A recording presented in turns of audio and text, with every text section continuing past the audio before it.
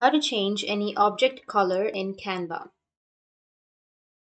So if you want to change the object color in your Canva, then first you need to open up your browser. After that, you need to just go with Canva, go with canva.com and open up your website and make sure that you're logged into your account. Now, once you've logged in, you can just simply go with your Canva document. Here you can add some images. So for example, you can go with upload, and from your upload, you can select image. After selecting your image, now here you need to just go with an option of magic grab. So if you don't have that option, that means you don't have the pro version, because the magic grab option is only available for the pro version. So if you have the pro version, you will have the magic grab option or the magic switch option. You just need to simply click on that, and you'll be able to transform the content to your particular color or your particular design. So once you go with the magic grab or magic switch, it will automatically select your image and it will give you the options to change the color of that object. So that's how you can change the color. And if you have any questions, feel free to comment below.